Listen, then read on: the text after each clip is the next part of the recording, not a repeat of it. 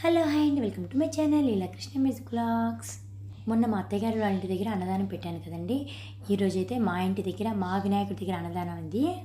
వినాయకుడిని పెట్టిన తర్వాత నుంచి ఒకటే బిజీ అయిపోయాం కదండి. అస్సలు కుదరక వీడియోలని ఒక్కొక్కటిగా అప్లోడ్ చేస్తున్నాను. మీరైతే ఏమనుకోవద్దు, సారీ లేట్ అయినందుకు క్షమించండి. అన్నదానం అయితే సండే జరిగిందండి. మేము వెళ్ళగానే స్టార్ట్ అయిందండి అన్నదానం కార్యక్రమం. అంతకుముందు పూజ నడిచింది చాలాసేపు. పూజ నడుస్తూ ఉండగానే అన్నదానం స్టార్ట్ చేసేసారండి. ఇక్కడ చూసారా, మా అత్తయ్య గారు అయితే భోజనం పెట్టించుకుంటున్నారండి.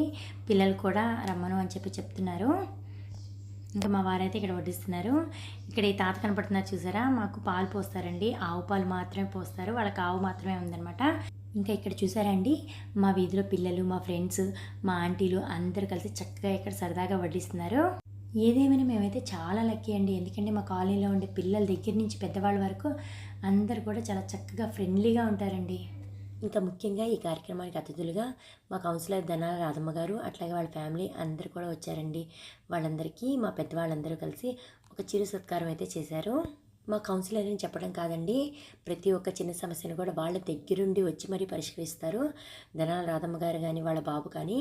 ఇంకా సన్మానం అయిపోయిన తర్వాత వాళ్ళు కూడా వచ్చి చక్కగా లైన్లో నించొని మరీ భోంచేశారండి.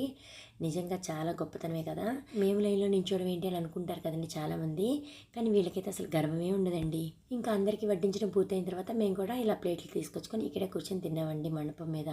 ఈ వీడియో కనుక మీకు నచ్చినట్లయితే ప్లీజ్ సబ్స్క్రైబ్ చేసుకోండి.